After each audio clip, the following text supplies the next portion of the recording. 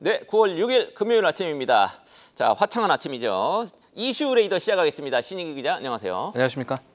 네, 오늘 4개 키워드 보겠습니다. 전기차, 인천에서 났었죠. 큰 불 났었죠. 전기차 때문에 화재 종합 대책이 오늘 나오고요. 테라파워, DB금융투자, 파마 리서치 순으로 짚어보겠습니다. 첫 번째 이슈.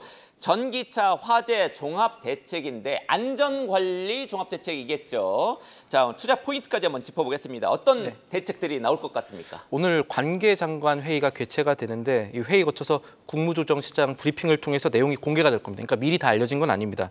시장이 궁금한 거는 어떤 내용들이 새로 나올까 하는 점이겠죠. 그런데 이 부분은 회의 참여되는 부처들을 보면 어느 정도 짐작을 할 수가 있을 겁니다.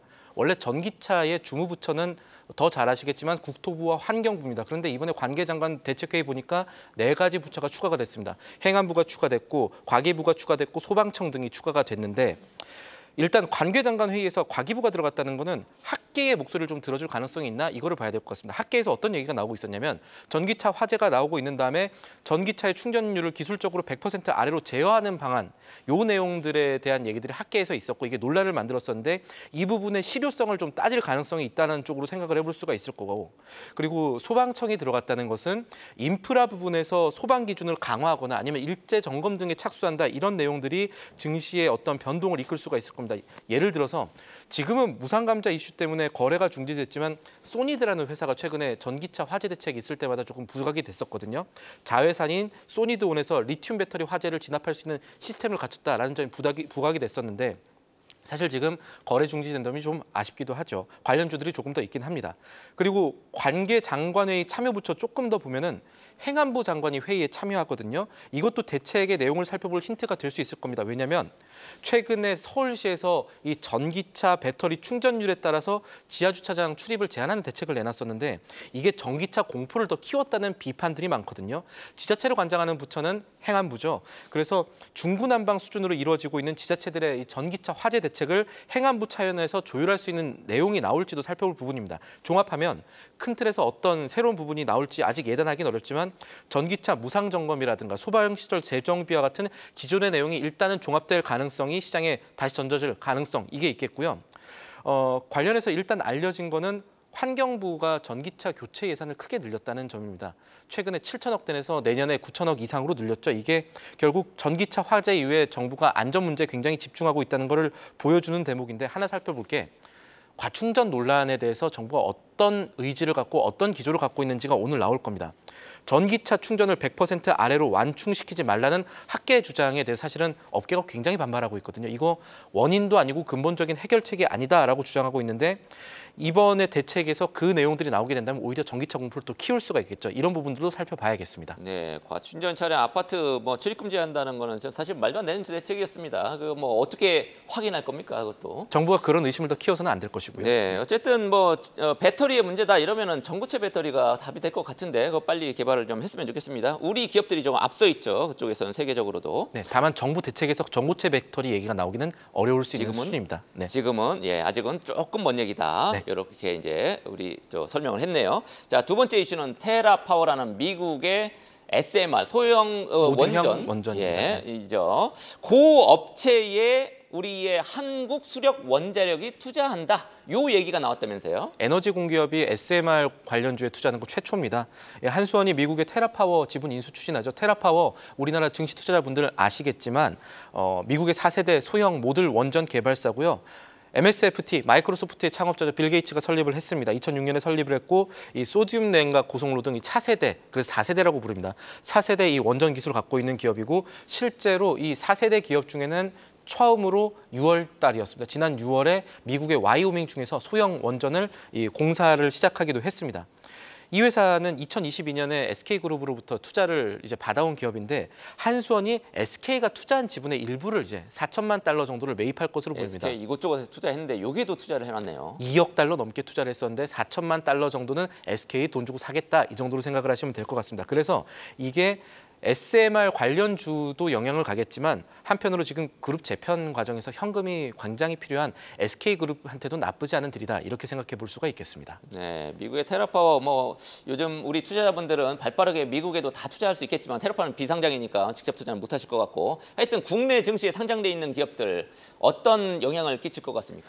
우선 단기적으로 생각해 볼 수 있는 기업은 두산 에너빌리티가 될 수가 있을 겁니다. 왜냐하면 두산 에너빌리티가 더 알려진 원자로 게 만드는?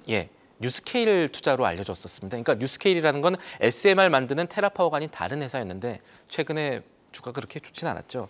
두산 에너빌리티는 이제 이런 기업들에 투자를 해왔었는데 최근에 두산의 구조 개편 관련해 가지고 투자자들한테 조금 더 정보가 들어왔습니다. 이 두산 구조 개편이 워낙 말이 많지 않았습니까? 그래서 주주들한테 두산 측이 여러 가지 설명을 하면서 우리 잘 될 겁니다 여러분 하면서 설명을 했을 때 내용 가운데 하나가 SMR에 들어가는 스팀 터빈, 그러니까 이 증기 발전기를 이 두산 에너빌리티가 테라파워에도 공급을 할 수 있다는 겁니다. 이거 지금 협의가 진행 중이라는 내용들이 나왔으니 이런 테라파워가 관심을 끌 때는 관련해서 두산 에너빌리티와 같은 관련 실적 기업들에 대한 투자 심리가 있을 수가 있고 이와 관련해서 또 원자력 관련주로 분류되는 대형주, HD 현대 일렉트릭과 같은 SMR 관련 기업들의 투자 심리를 오늘 살펴볼 부분입니다. 네, 세 번째는 DB금융투자입니다. 작은 증권사이긴 한데 최초로 밸류업 공시를 내놨다고 합니다. 우리가 칭찬할 건 해야죠. 네, 칭찬해야 될 거고 내용들이 주주들한테도 꽤 좋습니다. 일단 공시에는 간단하게 세 줄밖에 없었어요. 공시에는 뭐 주요 내용들 3개만 하겠다. 2027년까지 ROE, 그러니까 자기자본 이익률 10%로 올리겠다. 지금 현재 6.4% 정도 되고요. 그리고 공시 세 줄이면 좀 성의가 없기는 하네요. 그 자세한 내용들은 또 투자자들이 찾아볼 수 있게 해놓긴 했습니다. 이제 그런 것들을 보면 조금 더 디테일이 나오는데 지금 표에 보시는 대로 PBR, 이 순자산 가치 평균을 현재 0.5 정도 되는데요. 이거 DB금융투자는 0.2배 수준입니다. 굉장히 낮죠. 굉장히 낮아서 이걸 좀 올리겠다라는 얘기를 하고 있는 겁니다. 투자하고 싶네요. 그래서 3년간 주주 환원율도 40% 이상으로 높이겠다라는 건데 이거 조금만 자세히 보면은 어떻게 그러면 PBR 높일 건가라는 내용들이 있어야 될 거 아닙니까? 이 자세한 내용들을 조금 더 살펴보면은 일단 이 회사는 임직원 주식과 경영진들의 주식 매입을 앞으로 계속하겠다라고 했습니다. 그래서 자사주 관리를 더 많이 하겠다는 건데 2027년까지 전체 주식의 10% 정도를 추가 매입을 하겠다고 했습니다. 이게 어떤 말이냐면요. DB금융투자의 현재 유통 주식 수가 62.1% 정도 됩니다. 이거를 2027년까지 50% 수준으로 유통 주식을 줄이겠다라고 한 겁니다. 유통 주식 줄이면 주가 가치 높아지겠죠. 어떻게 줄이느냐? 자사주 많이 사고 우리 사주 조합 그리고 경영진들이 자사주를 꾸준히 매입을 하겠다. 그래서 현재 우리 사주 조합들이라든가 경영진이 갖고 있는 4.3% 수준의 주식을 16.4%까지 늘리겠다라는 얘기였고 그렇게 되면은 DB금융투자는 이 목표를 달성하면 TSR이라고 합니다. 총 주주 수익률이라는 개념인데 그냥 수익률이라고 생각하셔도 됩니다. 이게 지금부터 내년 말까지 연수익률을 79%로 제시를 했습니다. 주가 수익률. 그러니까 지금 사면은 6,000원짜리가 10,000원 된다 뭐 이렇게 보시면 되는 건데 꽤 자신감 있는 숫자를 제시한 거고 그래서 이런 것들이 밸류업 기조와 맞물려 있는데 이를 통해서 투자자들이 얼마나 반응할 수 있을지가 오늘 장에서 역시 살펴볼 부분이 되겠습니다. 네, 근데 주가 차트 보니까 3개월 동안 한 20% 가까이 뛰었습니다. 조금 부담스럽긴 한데 어찌됐든 지금 PBR이 순자산 가치가 0.2배밖에 안 된다. 그래서 그거 확 끌어올리겠다라는 점은 좀 긍정적으로 평가할 수 있을 것 같습니다. 다른 증권사들 뭐 밸류업 공시 한 대들이 있죠. 뭐 키움증권 대형사들도 있지만 중소형 그리고 중소기업 특화 증권사 가운데는 이 DB금융투자가 최초입니다. 네, 그렇습니다. 중소형 증권사 중에 최초로 밸류업 공시했고요. 이달에 밸류업 지수도 나온다고 하니까 여러분들 밸류업에 지속적으로 관심을 가질 필요가 있어 보입니다. 마지막으로 파마 리서치라는 회사 조금 보겠습니다. 시간에서 지금 급등세를 어젯밤에 연출을 했다 이렇게 나옵니다. 어떤 내용이 있었습니까? 내용 살펴보면은 생각보다 좋을 수가 있겠습니다. 이게 유상증자 공시를 내면서 그 이유를 이제 투자를 더 받았다 이렇게 공시 설명을 해놨는데 유상증자는 보통 악재가 많은데 이거는 호재였나 보죠. 네, 쉽게 말하면 이게 유럽의 사모펀드한테 2천억 원 투자를 받은 겁니다. 이 회사 연매출이 지난해 기준으로 2천억 대였거든요. 그러니까 연매출 수준의 투자를 받은 건데 이 회사 뭐 하는 회사냐?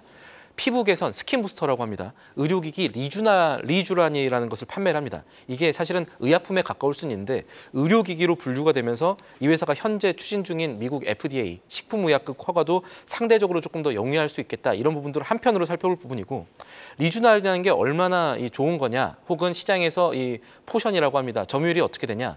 현재 세계 2위인데요. 1위가 될 수 있을 것 같습니다. 국내외 매출이 지난해 1,100억 원 정도 했었는데 이 분야 세계 1위가 이 갈더마의 스컬트라라고 하고, 이게 1억 달러, 우리나라 돈으로 1,300억 원 지난해 했었는데 이거 아마 역전될 수 있을 것이다라고 지금 긍정적으로 보고 있는 건데, 자, 이번에 2천억 원 투자가 왜 좋으냐라고 봤었을 때 증권가에서는 이렇게 얘기를 합니다. 이 회사는 지금 기술력을 인정받았기 때문에 이걸 가지고 연계 마케팅 같은 거를 더 하면은 회사 사세가 크게 확장될 수 있다라는 논리를 펼치고 있습니다. 그래서 업계에서는 리주란과 필러 아니면 리주란과 보톡스 이렇게 연계 마케팅을 할 수 있는 여지가 많은데, 결국 이거는 리주란이 어떤 M&A를 통해서 관련 회사를 사면은 시너지가 더 많이 날 것이다. 이런 얘기들이 많았는데, 이번에 공시를 봤을 때 파마리서치가 이 투자금을 전략적 M&A에 우선 활용하겠다라는 입장을 내놨었거든요. 그래서 이게 증권사들이 꽤 좋아하고 있는 상황입니다. 파마리서치 2분기 실적만 보면은 매출이 830억 원, 그리고 영업이익이 한 300억 원 정도 되는데 이게 전년 대비로 20%, 30% 상승하고 있는 기업들이거든요. 그런데 이런 과정에서 돈을 더 많이 유출했다는 거는 사세가 더 커질 수 있겠다라는 얘기들을 하고 있는 거고, 미래에셋은 사실 이거 알려지기 전에 파마리서치가 올해 매출은 3,300억 원 돌파할 수 있을 것이다 이렇게 보고, 다른 증권사들도 이 회사 올해 연매출은 3천억은 너끈하다 이렇게 보고 있는 상황에서 추가적인 호재가 나왔다 이렇게 생각하시면 되겠습니다. 네, 파마리서치 아주 좋은 회사인 것 같아요. 우리 신기 얘기를 들어보니까 또 유보율도 굉장히 높고, 네, 부채 현금이 비율도 많습니다. 상당히 낮고, 영업이익률도 30-40% 되고 굉장히 좋은 회사인데 올해 전망까지 좋습니다. 그거는 좋은데 어제 장 마감 이후에 이 공시가 나왔는데 장 마감 직전에 주가가 기관들이 엄청 샀단 말이죠. 그거 조금 의심스럽긴 한데 뭐 잡을 방법이 없고. 어쨌든 그거는 이제 당국에서 조금 더 봐야겠죠. 당국의 영역이죠. 어찌됐든 파마리서치 유상증자이지만 사모펀드 한 2천억 정도 거액의 자금, 돈 많은 회사인데 더 많은 투자 유치를 하면서 지금 승승장구하게 됐다. 이 소식까지 마지막으로 들어봤습니다. 지금까지 신인규 기자와 함께한 이슈 레이더였습니다. 계속해서 다양한 경제 이슈를 알고 싶다면 구독과 좋아요, 알림 설정 부탁드립니다. AI 캐스터 권미정이었습니다.